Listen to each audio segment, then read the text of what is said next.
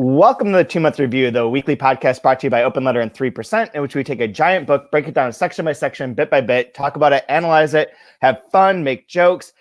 This season, we are covering Duck's Newburyport by Lucy Ellmann. And today, specifically, we're going to be covering every page up till 621, essentially. We're covering every page? Every page. We're going to start at 1 and just go forward. I forget where we started. 562, 582, something like that.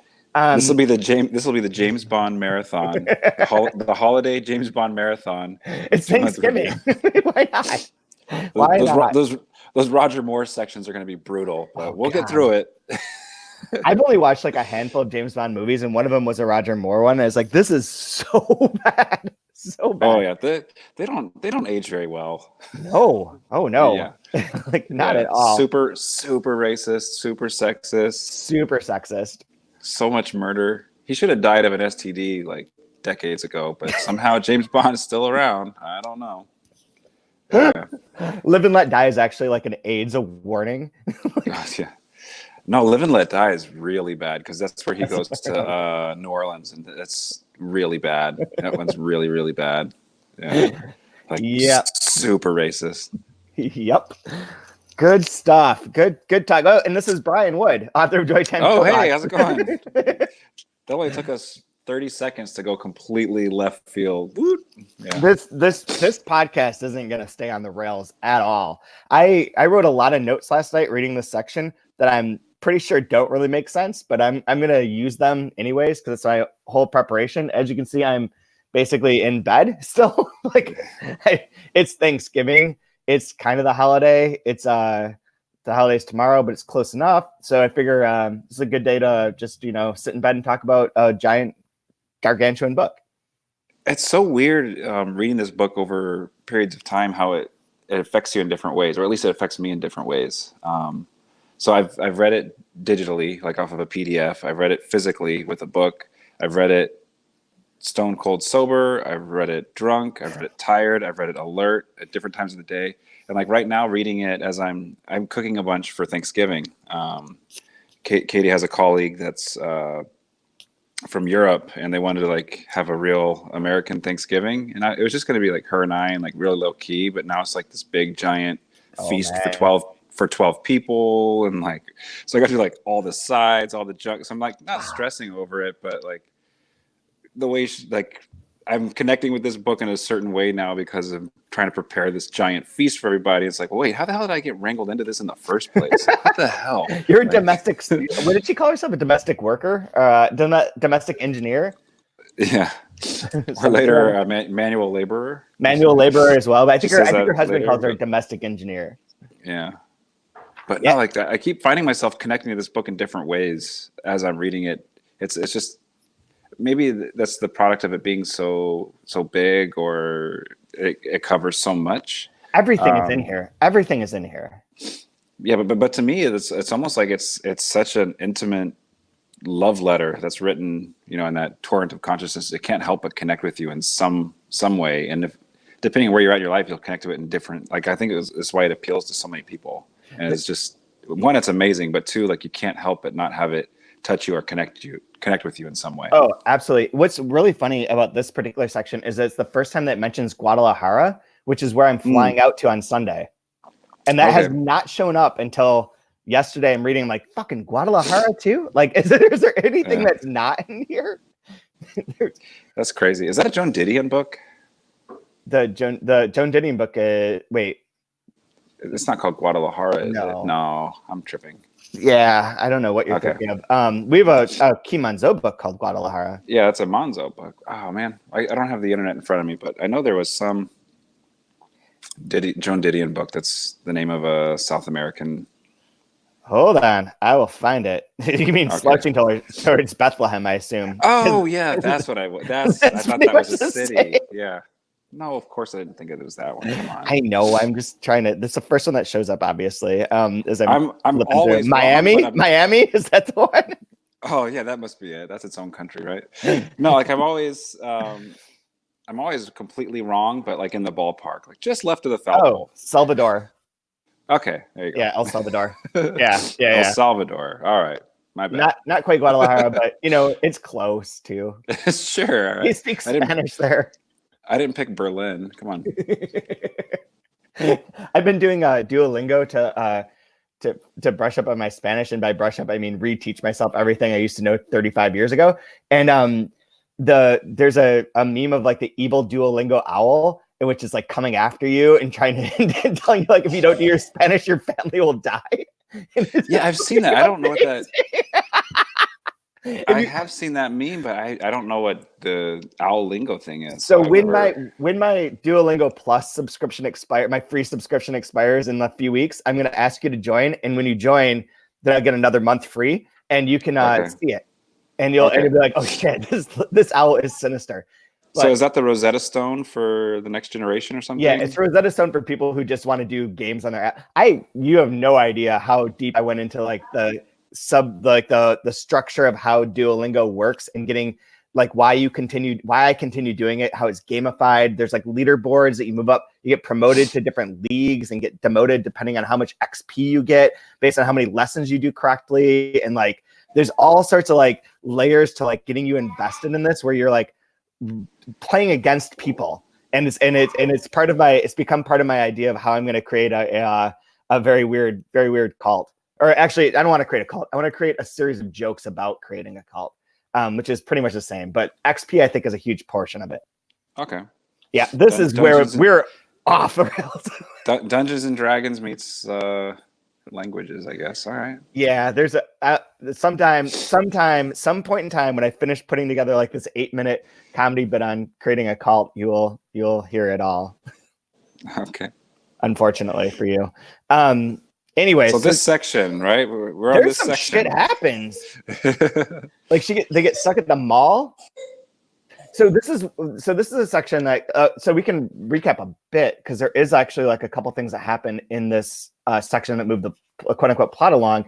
One being that there's a huge rainstorm while they're at the mall and they're trapped there and they're saved by. They end up going out and calling. God, what is his name? I want to say Ronnie, but is it Ronnie? No. Oh yeah, the repair dude. The repair guy that always comes out to why can't I remember his name? Where he always comes out and makes her uncomfortable, but he comes and saves them by driving them back home. His name is Ronnie. Yeah, that's right. And they have a harrowing ride home, but it's one of the funny where he's very angry, and I want to talk about that in a second. But it's very funny because this is another one of those sections where something seems to be in the present and then it's suddenly in the past, and maybe in the past by a lot. Like the time on this is so unclear to me, and I don't mind that at all. It's just interesting that it feels like one continual stream of consciousness, but it doesn't work that way with the events that are how the events are relayed. There's like some sort of on and off there. Yeah. The fact that after Ronnie left, I got everybody to take off their wet duds. And that's when I realized Stacey was wearing her sexist Nazi POTUS t-shirt. The fact that if Ronnie had seen that, he might have dumped us all on the flooded underpass and driven away, screaming about "oh bummer." That's I marked that as one of my favorite sections in this because it's so funny. But even before that, there's the great part where he's like yelling at the cops and complaining about everything. And he's like, the fact that he forced another car to swerve around us, the fact that he kept accusing other people of, quote, planning a left when they weren't. And then he say, quote, look at that, when they didn't turn left, as if they were messing him around personally. How sad is it that like the easiest, it works every time, but the easiest low-hanging fruit joke you can do is sarcastically go, thanks, Obama. Like anything that happens in your life, like you can say that and it works because there's so many people that have that oh bummer or whatever just stupid dumb humor, right? It's like it's the political equivalent of what's up. Oh, see, I was gonna say it's the political equivalent of okay boomer. Sure, yeah. As well. Shit. So I have a joke to share that has nothing to do with this book, although maybe it does because of parenting. And then I will actually legitimately give you my theory about something. But we because when you have babies, they send you magazines, like free magazines all the time, like Family Circus and Family Circle. I don't know, parents, like shit, like basically like we're pretty sure you don't know how to take care of your kids. Here are some basic guidelines. There's a lady in Alabama. Why'd you have a third kid? Well, my magazine subscriptions was running out. Now, oh yeah, I got you. We can alienate Ohio. We can alienate Florida. Those Bama people are scary to me. Roll Tide. So you get these magazines, and this one the other day, whatever which one it was, had a little column in it that was like how to stay in touch with your kids, like what your kids are saying. It was like, what if your kid says which, do you know what this is? No. Oh my god! So it's a Vesco Girl. It's this special type. I know this because Aiden explained it to me. There's this new trend that's like the morning routine video people called Vesco Girls, that they use this particular filter, this app that creates this filter, and they love to wear like puka shell necklaces and drive Jeeps, and they say like SK over and over again, as if they're too angry to like type things, and they say things like save the turtles and I oop is one of their phrases. It's the whole thing. There are think pieces on this in the New York Times style section. I'm not making this up. Dude, it sounds like you're having a stroke right now. I'm trying to figure out what you're over here going puka shell necklaces, turtles, oop. Like, what the hell? It's crazy. Ask Aiden. Next time you see Aiden, ask him to be a Visco girl, and he will do this thing. Like, it's so wait, how is it? Are you saying like disco with a V at the VSCO? It's like an app. So there's like no vowels or like no, there's a vowel at the end. Yeah. I know, but like VSC, Visca. It stands for something like visual something. Sounds miserable, dude. It's super funny, and they want to say their line about saving the turtles is apparently because of recyclable straws. This is like this is their whole cause, celeb. Anyways. In the magazine, it explained, like, if they say this is what it is. This is Visco Girl thing, blah, blah, blah. And then they sourced where they got this information from. And it's from this website called Stay Hip with 2 P's. I was like, wow, that sounds wonderful. So I went there to see. That's like something a church would do. Kids zone with a Z, because kids with a Z is cool. Yeah. And also, like, it's kind of like how a lot of places that have K's use too many K's, which always disturbs me. Like car care to be like KK. And like, yeah. Don't do that. Like, don't brush up against that one. Like in baseball, when they're putting out the K sign, you just gets a strike, and like, oh, here comes the third one. Whoops. Better put that one backwards. Yeah, get that. So I went to stayhip.com. Please get a 4th strikeout, please, because right now we're just kind of throwing out 3 on the balcony here, upper deck, and this is not a good look for us. This is Atlanta after all. Please. We're here with John Rocker. Yeah. All right. So you went to Stay Hip. So Stay Hip, and they had their word of the day, and their word of the day was Coomer. And I was like, what the fuck? Like, I don't know what Coomer is. But I thought maybe it had something to do with like the OK Boomer idea, like OK Coomer, whatever. And I was like, what is Coomer? So I clicked on it. A Coomer is someone who's addicted to masturbating. Oh, gross. Oh, okay. What the hell? So when you say okay bummer to okay boomer to okay coomer, all tracks in my head in the way that this book moves from one thing to another, which I'm going to give you my theory on how to. Okay. So I got really into this book last night, into like the structure of how the sequence of like the way the thoughts work. And that rather than just reading and like looking for the funny bits or for like what the quote unquote plot points or things that we could talk about I tried to look at it like sentence by sentence, clause by clause, as of what they were doing, and to see if there was like a pattern that was discernible between how they work. And this is on page 612. I think you could do this at any section, at anywhere in this book, and that's kind of the point. But on 612, I realized that there's a shift in the nature of the sentences at the bottom of the clauses, and the subjectivity of the narrator that I think creates something that's really interesting. It reminded me of reading, I'm going to preface this all with like a lot of intellectual stuff to make it sound like I wasn't just fucked up, but it reminded me of reading Finnegan's Wake, where like every little bit you can take in a few different ways, and it sort of opens up the nature of the text itself, that there's connections that you can make as a reader that you don't have to get into, but when you do, there's a lot that can reward you. So starting at the bottom, she has this joke about the joke from Airplane, where she says something about, surely American corporations aren't allowed to just kill us. And I can't remember what he said, but it probably something like, yes, they are, and stop calling me Shirley, which I've heard that joke in Airplane a million years ago. Yeah. references. Okay, so Every after, boomer dad says that joke, right? oh my god, yeah, that and say goodnight, dad, goodnight, dad, like whatever those kind of things are. I was like, trying to think of other dad jokes because I have to vamp for a second because I don't want Brian to miss what I'm saying about this. Got nothing, but yeah. So the airplane joke is great. We're gonna just kill a couple seconds here. And take a drink. Ooh, I'm glad I've never tried to do one of these alone. Okay, you're back. I'm gonna have to cut that part out of the actual audio recording. So right after that bad dad boomer joke, it says it begins with the fact that then I talked to Kathy and she said not to worry about it. So there's a personal moment, like a personal recollection. So she talked to Kathy. The fact that police search body cavities, which is a fact, a statement. The fact that I may be wrong, but it seems to me the police are getting out of hand is an opinion. So all of a sudden it switched from like her personal recognition to a fact that police search body cavities to an opinion that the police are getting out of hand. Then immediately goes to an internal memory. Saturday afternoons in Evanston, organizing the neighborhood newspaper in our kitchen nook. The next fact is going to be one of erasure. The fact that I forget what we called it, like her subjectivity is, she's forgetting. And she references this a lot of like not being able to remember certain things.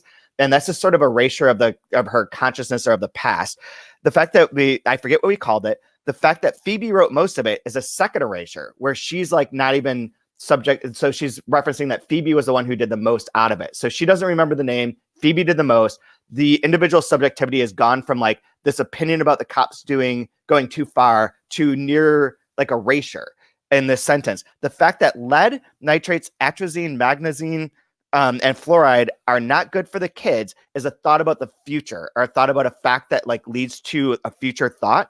The fact that they say that only 0.2 ppbs of lead are safe and our lead levels between 3.0 and 5.0 is an idea that the future in this fact is going to kill you. So there's a subjectivity that goes from like this personal, like a personal moment, and then she has an opinion, which then she sort of retracts by erasing herself twice, doubly, then goes back to a fact that has something to do with like the current state of the world, that's indisputable, that that lead is in the water, and that because of this, it's going to kill us. So it goes in this full circle from surely American corporations aren't allowed to just kill us to American corporations have basically tried to kill us. And it does so through like this weird construction of the subjectivity in that way. So I thought, wow, is this like a pattern of how this book sort of cycles? And I was like, I'll bet you can do the opposite too. We start with an opinion and then flip into facts that are dangerous and then move back out to it. And on the next page, it starts with the fact that I hope the Brita jug extracts the fluoride, potable scoop and chalk, reverse osmosis system. The fact that at school, though, they just drink from the drinking fountain like everybody else, and that the water must be full of lead. The fact that this is something I should bring up with the PTA is the I opinion making moment again. So it's another time that it's like her agency is there. So her agency is that I should bring this up with the PTA. The fact that maybe Amelia will get on her high horse about it is like a weird statement about her personal life or about a person that she knows. The fact that she'll sue someone. This then becomes like an idea of what this person could do, which then will become very dangerous. So any facts that can become dangerous. The fact that Oscar Wilde sued for libel and ended up doing hard labor, Soviet labor camps, co-pays, single payer, Affordable Care Act, all become things that are like dangerous. So the suit moves into a fact of danger. And then the erasure part where like the subjectivity gets eliminated again, this time takes the form of being not about her not remembering her past or not having done something, but about all of us not paying attention to our present. The fact that it's like suddenly finding out about macrophages and tardigrades, things you never knew were there, but they are. The fact that you think everybody around you is just dying of normal diseases, but then you start to wonder if maybe it was avoidable. The fact that something in the water in some places that they now think is connected to ALS, for instance, the fact that how did the polluters get away with it? The fact that you assume water is a basic human right is where this fact and this erasure of the human idea of like what the subjectivity is of what's going around us can only express itself in outrage. So it's a basic human right because you have to have it like the air, but what if your water isn't safe and the air isn't either? And food, meat, and fruit, the fact that they're trying to kill us. So I think this book has like two different types of subjectivity that go on in this pattern making, where when it becomes internal and she erases herself, it generally relates to like the past and ideas about like what her involvement is in her personal life. But within her personal life and within her personal small moment, she's being assaulted. There's lead in her water that's coming out of the tap. So there's like corporations are assaulting her personally. And then when you turn it into a more, when she starts from like a personal recognition and moves out into like world facts, the erasure becomes like all of us just going along and being complicit and being like, yeah, do you guys even know that there's all this lead in your water, blah, blah, they're trying to kill us. And the only possible response when you think about the humanity as a whole is to be pissed and to be like, fuck the corporations for having done this. They fucked us. So I started thinking down these roads. I'm going to talk for a minute here. I apologize to everyone. Not great radio, but so I started thinking about this and thinking about how those things work. And I came with this overall idea that this has to do, and this is where this is probably not the right thing for me to say, and I'd rather like someone who's a female reader respond or access this, but it feels like a particularly ingenious and female strategy to presenting ideas, where like if I imagine this woman, this narrator, having been beaten down by like dudes and the patriarchy and corporate capitalist things for her whole life. She's like my age. Like when she says she's in her 20s, when Columbine happened, I was 23. Like we're same age. I could see like at that point in your life, someone, a female that has multiple kids, that has been through all this, that like your voice isn't heard in the same way. So a lot of these facts, the erasure is part of like the natural order. She's a mom. People don't pay attention to moms. People don't pay attention to women in this way. She's a cook. Like all these things that are working against her voice being respected in society come to bear in this erasure. And that the way that she's using the idea of the fact that is really fucking subversive and really interesting when you think that she's slipping in the fact that with things that are indisputably true, like there is X lead in our water, but then there's a lot of the fact that are opinions or that are her way of sneaking in the narrator's consciousness and the narrator's opinion in there. And then there are ones that are not true that allow you to then maybe manipulate the minds of the Ohioans who might read this book to where they're like, oh yeah, there's lead in our water, get it, and logically believe everything else that comes after. Because there's a statement like a page later that says, the fact that children develop their sweet tooth from breast milk, which is much sweeter than cow's milk, feels to me like it's a double, that's part of that's true and part of that's not. Like, I don't know if, I believe that breast milk is sweeter than cow's milk, but is that really where like babies develop their sweet tooth from? That feels like there's too many like other possibilities that you could point to as a sign that's not scientifically proven, but that the narrator is using things like that to lull readers into a sense of like, here's all these facts. Now I can get you to be part of the revolution. Yeah. It's funny. Like, I was talking with my wife, and she was saying when she's working at the hospital, and it's her chief year, so she's in charge of more people this year, but she carries around like hard candies, like peppermints or Jolly Ranchers or something, so that when she has to go around and like bust people up verbally, she'll take the candy and put it in her mouth when she's talking like, oh, hey, about that thing you did yesterday, like, and then like, you did it wrong, you can't do this anymore. Like, she has to do it with the candy in her mouth to make it seem more casual and more friendly, so that she doesn't come off like anybody else. Like if a guy doctor does the same thing, like, oh, that's leadership. If she does it, she's a bitch. Oh yeah. So she's caught in this weird. So like her way of being able to confront people, like her strategy for it now is just like, yeah, you just pop a candy in your mouth when you talk to them, and like they take it so much better than if I just say it. So like she's gonna like get diabetes because she's trying not to be quote a bitch to people when all she's doing is just sugar free, man, sugar free. Yeah, exactly. But all it is, like in the workplace, just trying to talk with somebody, but you can't because of the way they take a female opinion or a leadership or anything. Like it's insane. And that's why this never has opinion. Opinion is always couched within the fact that the fact that Amelia would probably want to sue is not a fact. That's an idea. But like because of the rhythm of it, I think that readers who aren't sympathetic to the voice will become sympathetic to it. Like almost kind of like putting the peas inside the mashed potatoes and like here, right? I wonder too if we also get the like tick isn't the right word, but there's the repetition of where the next clause connects to the wrong word before, Yeah. and she'll say, you know, I meant this, not that, right? Where it's kind of like it's a joke, like it's a repeating joke of, you know, I don't have an example right in front of I me, don't either, but I know it's if like a billion you've read up as, you know, 600 pages of this book, you've encountered it enough times where you know that, you know, there's the joke of, you know, like, you know, like an example, like the fact that they're going to kill us all, not the pigeons, DuPont. Yes, You know, exactly. or something like, you know, something Yep. like that. Like, Yep. yeah. So I wonder if that is also part of that, you know, according to the theory that you're throwing out here, if that's part of the way of kind of disarming the reader and allowing to, you know. So there's a second page in which I marked up a bunch of stuff, but I didn't write down any notes from it. I don't believe that I had a lot of work last night. That's fine. Can you repeat just real quick one last time? So you were just finding the pattern that you saw was it starts with personal. So hold on, I wrote this down. So the pattern that I saw first was personal statement. Personal Statement. Okay. Like a thing that's happening in her world. So it could be like, I have to go deliver, the fact that Kathy is waiting for me to deliver my pies. Yeah. Like anything like that. That's like another, like she's a subject in the world. So personal in the sense that the character is real.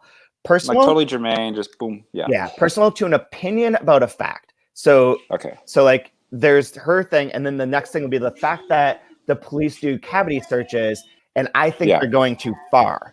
The fact that I may be wrong, but it seems to me that the police are getting out of hand. And this is that even that I may be wrong is very much like part of this narrative strategy.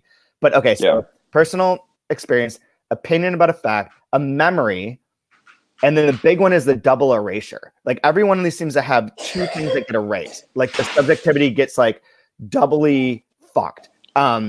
In whatever way that might be. And erasure is the only term that I could come up with that seems semi-academic and true. But like she'll say, I forgot, like I can't remember something. And that's like an erasure of like that memory. So that you're unmoored for a second. And then it'll be like about someone else. So Phoebe did all the work. So I didn't even, I wasn't really involved. I don't remember it. I didn't do it. And then that usually switches to another fact that's like indisputable. A fact that's not in question. The earth is round. Like the lakes are big. Lakes are water. Yeah. Sorry. That one might not be true. And then space is fake. Space, everything. Yeah. Well, yeah, we live in a world of bullshit, man. But then it will lead from that fact, like after she's gone through her erasure, that fact leads into something that feels like it's a personal assault on her character.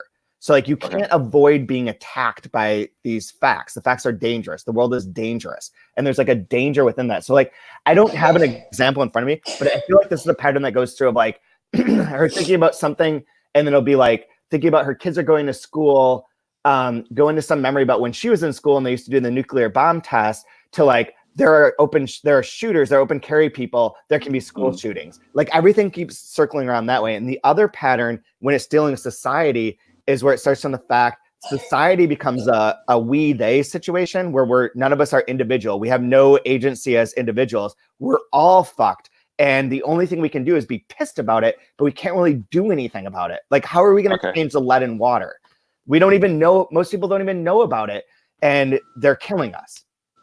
Yeah. That's sort of so I think there's like a personal assault and a societal outrage, but both of these are ineffectual for one reason or another, and both involve the fact that the world is a very dangerous place for people that are just normal, going through the day, trying to make cakes to deliver and take care of their kids. We're being assaulted in various ways. I think this book might be insanely revolutionary. Sure. Check out this, as I was ignoring what you're saying, cool. Check out page 583. Okay. Because I'm just, thinking about this pattern and like, okay. And obviously there's variation within it. But, the major notes of the chord, right? Yeah. So 583, I'll start with the right below ASP. The fact that some people started to cry. And when they cried, Jillian cried. Poor little Finette. The fact that it was a little alarming. The fact that she now says she was just worried for the ants, like if we never get home. Opal holding the fort. The fact that a lot of people didn't seem too bothered by it all. The fact that some people just can't stop shopping. It's a compulsion, propulsion, impulse buys, shopping sprees, shooting sprees. There you go. The fact that grandma never do well, brother. Uncle Budbar ran pinball machines in Detroit, 88. The fact that what does 88 mean, and why do people have 88 stickers on their dashboards, right? We know that's Heil Hitler, right? Yep. The fact that did something important happen in 1988 that I've forgotten about? Yep. There's the erasure, the forgetting at the end. Yep. The erasure part. Yeah. And then there's the danger. There's the personal, okay, so I just randomly picked that. It's all right there. I think that it's not that the pattern repeats itself in that way, but they're the way that I'm pointing out in this one section. Those notes, those moves. Just you can bucket you could bucket all the statements into a few different types of things. So sure. the erasure, whatever. And then it's just playing with those like a musical symphony. It sure. really does remind me of that book. I mentioned this on one of our podcasts, the Jane Allison book, Meander, Spiral, Explode, where she talks about the patterns within narrative. And this has one of those sort of patterns where it's flowing like a river and cycling, flowing like a river and repeating certain things over and over again, and has a very natural flow for that reason. And I think I think it's a call to arms in the end. And there is that map at the end where you see the the odyssey of the lioness, and it's spiraling, right? Yeah, circling in a spiral, essentially. Yeah, meandering and looping and searching. Yeah. So this was my big momentary breakthrough last night, I think. And I think you could be onto something. I want to have to hit up some ayahuasca and keep this in mind and just see where the swirls take me. But I'm down for that. Yeah. a little trip to Massachusetts, and you'll understand.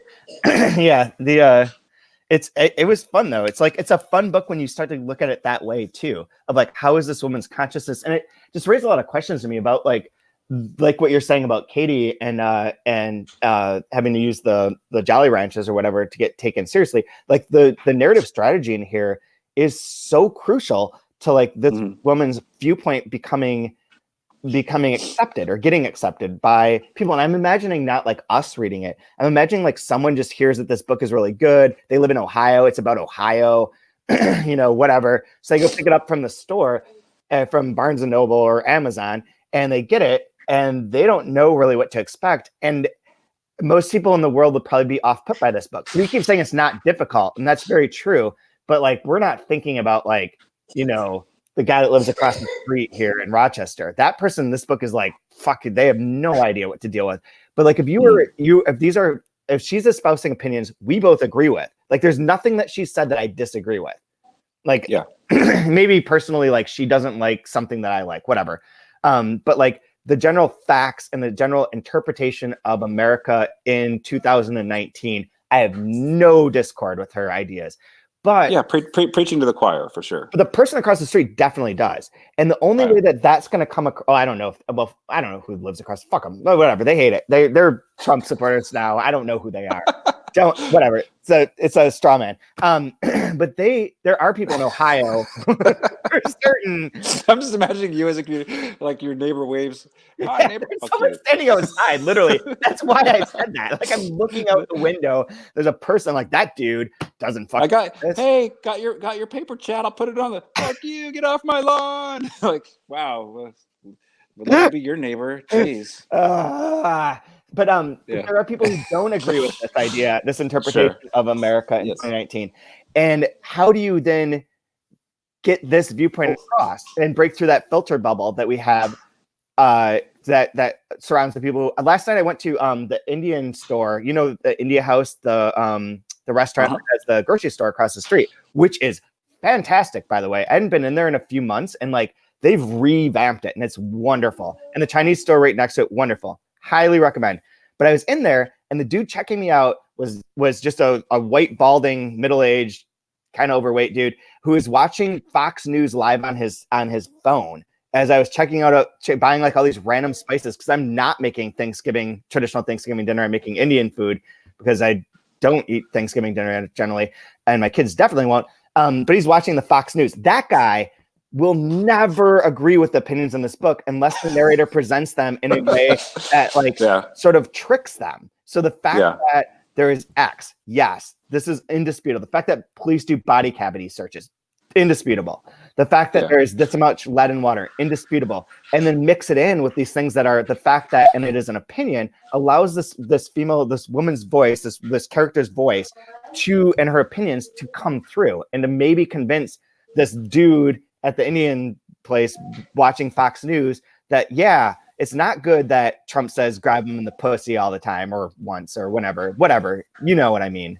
But like, maybe this is like, it's like, I feel like it's a really radical strategy that it's not difficult for us. And it's not because we agree with it all and because we're paying attention to it. But like the people who don't, I think it's a really interesting way to create a subjectivity and a character that has like a very strong political viewpoint and get that to be heard in a way that otherwise it can be very easily dismissed. And I think like that her adding the 30,000 words and making this 1,000 pages instead of 700 is a part of that strategy. Like, it's like, fuck you. Like I can make a long book too.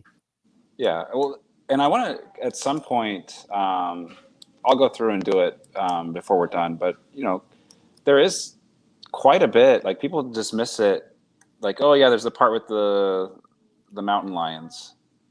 And I guess, it's a few pages. It's probably, I would guess, like maybe 70, 80 pages of mountain lion. Yeah. It's its own like small novel.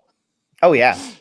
But it's done so well, and it's like slid in so nicely and integrates wonderfully with what our narrator's doing that I think people forget. Like that's a big piece of this puzzle, so to speak, right? Yeah, and it matches up in this section actually. Yes, because the flood, and the flood, right? The flood and the flood, and there's also the people who find the cubs that are stuck in a tree.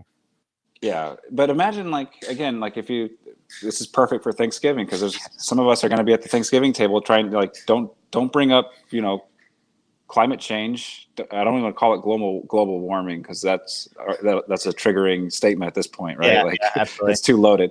Don't talk about climate change or anything because nope. But what you can talk about is like where did this flash flood come from? Why does I'm not saying that was the cause of it, but you can't help but be wrapped up and feel and be compassionate and empathetic with this mother trying to find her lost kids because the world has swept them up and taken them away. Yeah. Exactly. And in the same way, you cannot help but feel so much empathy and compassion for this mother that's fretting about this world is going to take my children from me, and I'm scared to death about it. Yep. Exactly. You can take politics out of it. It's this wonderful way of reaching across the aisle in some way and get it, we're human beings and this world is freaking scary.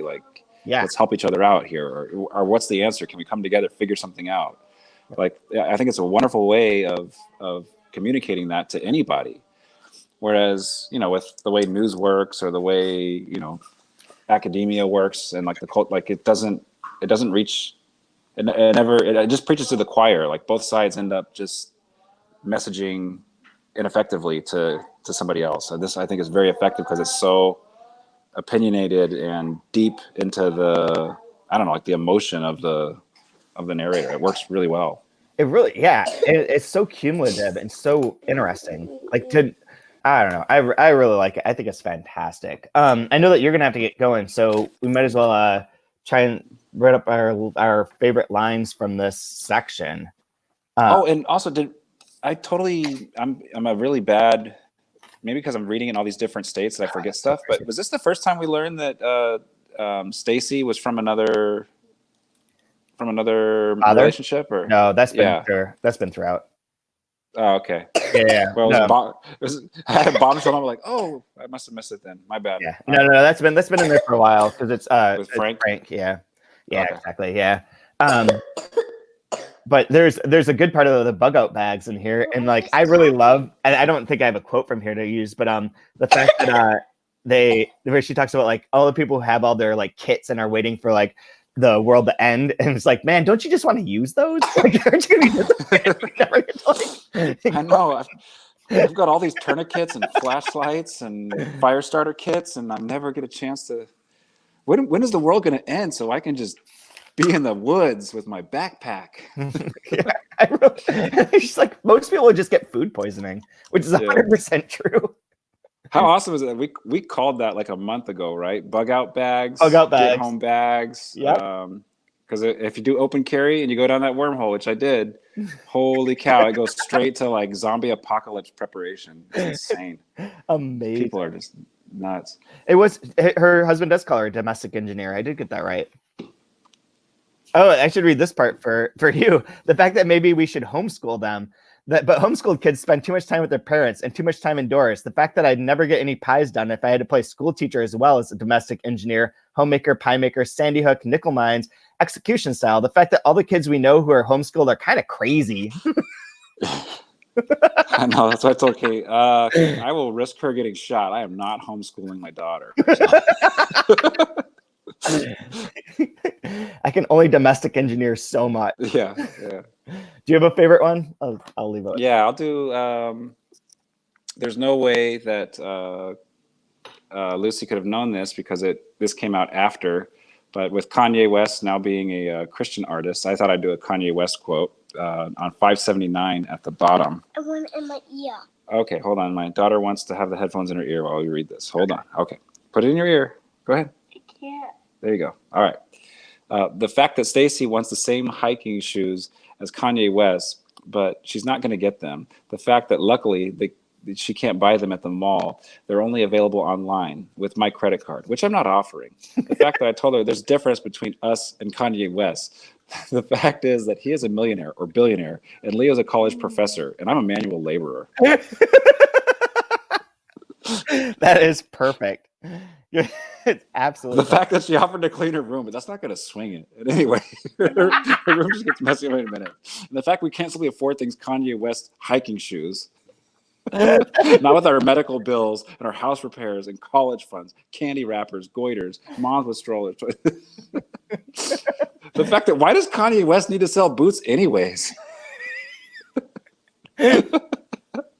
She is so funny, man. She is so good. That I wait till Isaac offers to clean her room to get something. That happens a lot around here. And Aiden's like, I need a new Fortnite skin. You're like, no, you just spent $15 on Fortnite. Well, clean my room, but like that doesn't do any. That's not a that gain. That's not, like your room should be. Aiden, go be a coomer. Get out of here.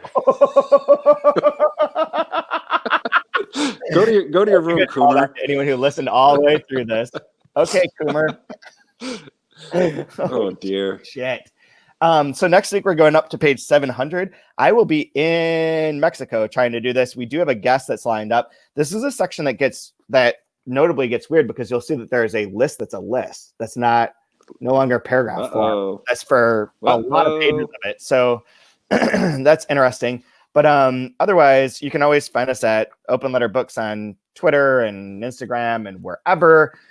There's a Goodreads group that is talking about this book slowly but surely. So anyone wants to jump in there, go find the Goodreads group for a 2-month review. And there's a thread set up for Ducks Newburyport, and you can throw in your opinions. If you have any questions, you can always contact us. Brian, where should they find what do you want to promote your book, and where should they find it? The book is wherever books are sold. Don't buy it from Amazon. Yeah, don't buy it from Amazon. All right. That's all. There you go. And you'll be giving a reading. And December 7th. The reading on the 7th at a local bookstore here, Sulphur Books. It's a grand opening. You're underselling this. Yeah. Grand opening. Okay. What you read? Yes. And then there's a book launch party on the 11th in Rochester at Writers and Books. So if you're in the greater Rochester area, swing through. I'd love to chat or hang out or whatever. Yeah. Come on by. Okay, cool. You guys, I know you guys have to go. So I will talk to you soon. I've got nothing to add. I got no funny joke to outro this time. All right. Safe travels, Coomer.